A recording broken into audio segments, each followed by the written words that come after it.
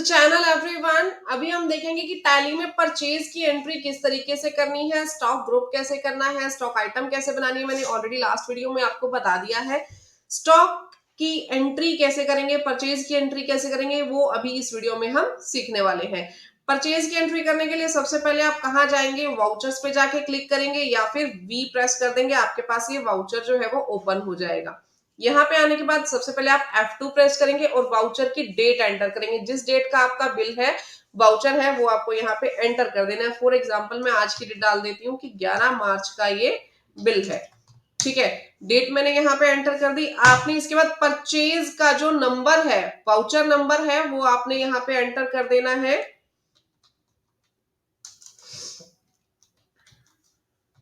जो भी purchase number यहाँ पे एंटर करेंगे आप। परचेज नंबर आप चाहें तो ऑटोमेटिकली भी यहाँ पे लगा सकते हैं। यहाँ पे मैंने मैन्युअल लगाया है, ठीक है, लेकिन ये ऑटोमेटिक भी आ जाएगा। अब ऑटोमेटिक कहाँ से आएगा ये भी मैं बता देती हूँ। आप एस्केप करके बाहर आएंगे, यहाँ जाएंगे ऑल्टर पे। ऑल्टर पे जाने के बाद आपको कहाँ जाना है, वाउचर टाइप पे जाएंगे। यहाँ जाने के बाद आपने जाना है परचेज पर। यहाँ जाने के बाद देखिए आपके पास क्या कह रहा है कि activate this voucher type, yes. यहाँ पे क्या करें, method of voucher numbering. Method आपको कौन सा यूज करना है वाउचर नंबरिंग का। अगर आप इसको ऑटोमेटिक करना चाहें तो ऑटोमेटिक कर सकते हैं, ये यस कर दीजिए। अगर आप इसको करना चाहें ऑटोमेटिक मैन्युअल ओवरराइड, यानी ऑटोमेटिक तो आ जाएगा, लेकिन अगर आप मैन्युअली उसके ऊपर उसको अल्टर करना चाहें, चेंज करना चाहें, तो वो चेंज भी हो जाएगा। मैनुअल करना चाहें मैनुअल हो जाएगा, मल्टी यूजर ऑटो पॉपुलेट करना चाहें वो हो जाएगा। अगर आप इसमें कुछ नहीं रखना चाहते, नहीं परचेज नंबर ही नहीं डालना चाहते, तो इसमें आप नन कर सकते हैं। ठीक है, तो मैं यहाँ पे ऑटोमेटिक कर देती हूँ क्योंकि हमें सिर्फ इनवॉइस नंबर एंटर करना होता है। अगर आप परचेज इसको ऑटोमेटिक कर दोगे तो भी कोई दिक्कत नहीं आती। ठीक है, स्टार्टिंग से हमने इसको क्या कर दिया, ऑटोमेटिक कर दिया। ये एक्सेप्ट कर लेंगे हम लोग। अब देखिए, अब आ जाएंगे आप वाउचर पे। वाउचर पे आने के बाद देखिए हमारे पास ये फोर्थ एंट्री डल रही है परचेज की, तो ऑटोमेटिकली फोर्थ नंबर आ गया। यहाँ आने के बाद आपने सप्लायर का इनवॉइस नंबर डालना है। जो भी इनवॉइस नंबर होगा आपके वाउचर पे वो आपने एंटर कर दिया। पार्टी का नाम यहाँ पे एंटर कीजिए। देखिए मैंने ऑलरेडी 3-4 पार्टीज यहाँ पे बनाई हुई है, लेकिन अगर आप नई पार्टी बनाना चाहें तो मैंने बताया था किस तरीके से करना है। या तो यहाँ जाके क्रिएट पे क्लिक करेंगे या फिर ऑल्ट सी पे क्लिक करेंगे। ठीक है, यहां तक समझ में आया। उसके बाद आपने क्या करना है, जो भी पार्टी का नाम है वो पार्टी का नाम आप यहाँ पे एंटर कर दीजिए। जैसे मैं एंटर कर रही हूँ Shyam electric store. Shyam electric store मैंने यहाँ पे एंटर कर दिया। ये एंटर करने के बाद अब देखिए हम इनसे क्या करेंगे, परचेज करेंगे। ध्यान से मेरी बात सुनिए, इस पार्टी से मैं क्या कर रही हूँ, परचेज। तो ये पार्टी मेरे लिए क्या होगी, क्रेडिटर, क्योंकि मुझे इसको कल को पैसा देना है। मैंने अगर किसी भी पर्सन से परचेज किया, माल खरीदा, तो कल को उसके बदले में मैं उसको क्या दूंगी, पैसे दूंगी, पेमेंट करूंगी। और जिसको मैंने कल को पैसा देना है वो मेरा क्या बन जाएगा, क्रेडिटर बन जाएगा। तो ये आपके कौन हो जाएंगे, सन्ड्री क्रेडिटर्स हो जाएंगे। यहाँ आपने इनका एड्रेस डालना है, XYZ कोई भी एड्रेस हो। ठीक है, लोकेशन आपको इनकी डालनी है, स्टेट पिन कोड यहाँ पे डालना है आपको। अगर ये GST में है, रजिस्टर्ड है, तो आपने रेगुलर है तो रेगुलर पे क्लिक करना है, कॉम्पोजिशन है तो कॉम्पोजिशन पे क्लिक करना है। अगर ये GST में है पर्सन रजिस्टर्ड है तो आपको यहाँ पे क्लिक करने के बाद GST नंबर भी प्रोवाइड करना है। आइदर अगर वो रेगुलर है तो भी, कॉम्पोजिशन होल्डर है तो भी, अदरवाइज आपको अनरजिस्टर्ड पे क्लिक कर देना है। कंट्रोल A पे मैं क्लिक करूंगी। ठीक है, ये पर्सन का नाम हमारे पास आ गया। अब रिसिप्ट डिटेल डालनी है। देखिए रिसिप्ट नोट, जो आपने उसको रिसिप्ट किया माल, उसका जो भी नोट नंबर है अगर आप मेंटेन करते हैं तो आपको यहाँ पे डालना है। डॉक्यूमेंट नंबर डालना है, किसने डिस्पैच किया, आपको किस डेस्टिनेशन पे डिस्पैच किया। देखिए एक पर्सन है, एक पर्सन का जरूरी नहीं है कि एक शोरूम हो, 10 जगह भी शोरूम हो सकते हैं। और आप अपने हेड ऑफिस में अगर सारा कुछ कंट्रोल कर रहे हैं तो आपको पता होना चाहिए कि किस डेस्टिनेशन पे ये माल पहुंचा। ठीक है, डेस्टिनेशन का नाम, करियर जो एजेंट है उसका नाम, बिल ऑफ लैंडिंग, यानी अगर आपने इंपोर्ट की है गुड्स तो बिल ऑफ लैंडिंग का यहाँ पे नंबर डालिए, डेट यहाँ पे डालिए। ठीक है, ऑर्डर डिटेल्स, जो आपने अगर ऑर्डर दी थी तो उसकी डिटेल्स आप यहाँ पे डाल सकते हैं कि पेमेंट की टर्म्स क्या थी या अदर रेफरेंसेस, आपने कितने दिन में उसको पेमेंट करनी है, terms of delivery and all.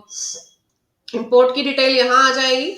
अगर आपने देखिए ये आपके ऊपर अगर एप्लीकेबल है चीजें तो ही आपने डालना है, अदरवाइज कंट्रोल ही करके इसको सेव कर दो। और यहाँ चाहो तो यहाँ से इंपोर्ट की डिटेल्स हटा भी सकते हो। अगर कोई माल इंपोर्ट नहीं कर रहे हो तो इसको डिटेल्स यहाँ से हट भी जाएंगी।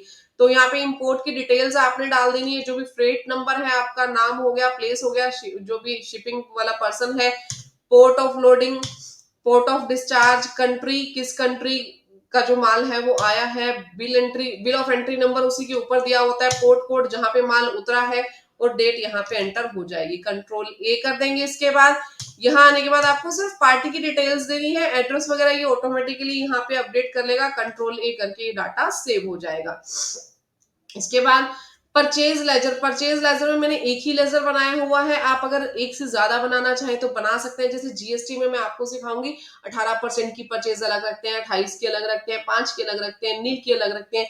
किस लिए अलग रखते हैं? ताकि हमें अकाउंटिंग करने में आसानी हो। फिलहाल के लिए मैंने एक ही लेजर बनाया है ताकि थोड़ा सा आप पहले ट्रैक पे आ जाओ, सीखना शुरू कर दो। मैंने यहाँ पे परचेज पे क्लिक कर दिया।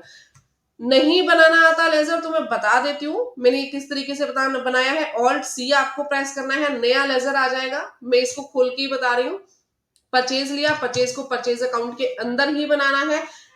टाइप ऑफ लेजर यहाँ पे नोट एप्लीकेबल आ जाएगा, ना ही ये इनवॉइस राउंडिंग है, ना ही ये डिस्काउंट है। ठीक है। जीएसटी एप्लीकेबिलिटी फिलहाल हमने इसके ऊपर जीएसटी एप्लीकेबल नहीं किया।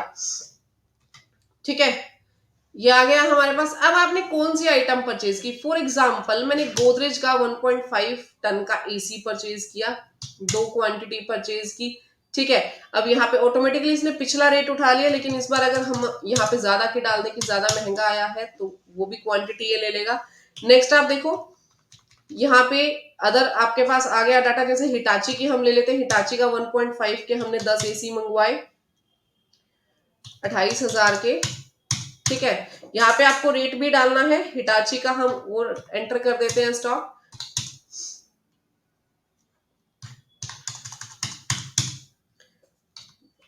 आप जो भी स्टॉक यहां से एंटर करेंगे, जो भी आपके बिल में स्टॉक दिया हुआ है आपको वो यहाँ पे एंटर कर देना है। ठीक है। अब आप देखोगे ना तो यहाँ पे आपको दिखा भी रहा है कि किसका कितना स्टॉक अवेलेबल है। इस बिल का इसमें ऐड नहीं होगा, अदरवाइज बाकी सारा स्टॉक आपको यहाँ ऑलमोस्ट दिखेगा कि किसके अंदर कितने पीस फिलहाल आपके पास पड़े हुए हैं स्टॉक के अंदर।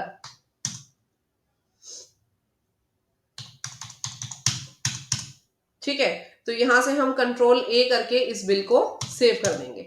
ये बिल आपका क्या हो जाएगा? सेव हो जाएगा। सेम इसी तरीके से नेक्स्ट बिल आपको बनाने हैं। देखिए परचेज का यहाँ पे जो परचेज नंबर है ऑटोमेटिकली उसने ले लिया, लेकिन मैं ऑटोमेटिकली प्लस मैनुअल का लेती तो यहाँ पे मैं चेंज भी कर सकती थी, लेकिन इसकी रिक्वायरमेंट नहीं होती। आप अपनी डेट डालिए, इनवॉइस नंबर डालिए। जैसे अब हम यहाँ पे डेट चेंज करते हैं, एक बैक डेट का बिल हम यहाँ एंटर कर लेते हैं। ठीक है। 1 मार्च का हम यहाँ पे बिल एंटर करेंगे। इनवॉइस नंबर आप लिख दीजिए यहाँ पे। सेम वही आपने जो भी आपका क्रेडिटर है उसका नाम देना है। सुकून ऑफसेट का हम यहाँ पे नाम दे देते हैं।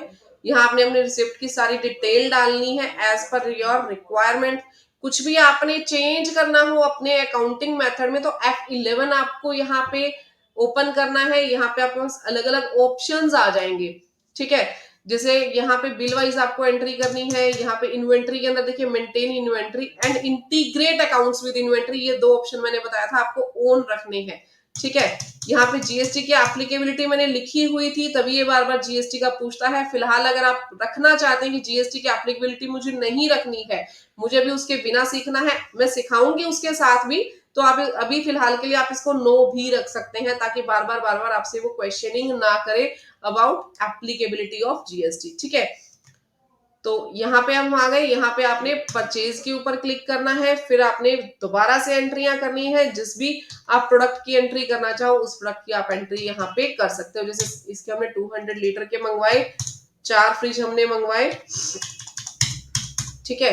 जो भी आपके पास डाटा है, जो भी इसमें आपको स्टॉक एंटर करना है वो स्टॉक आपका एंटर हो जाएगा।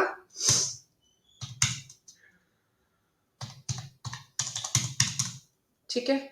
उसके बाद आपने कंट्रोल ए करके ये जो वाउचर है इसको सेव कर देना है। तो रेंडमली आज आपने अपने घर पे करके देखनी है कि परचेज की एंट्रीज किस तरीके से होती हैं। नेक्स्ट वीडियो में मैं सेल वाउचर को एंटर करना सिखाऊंगी। तब तक के लिए thank you, bye bye, take care everyone.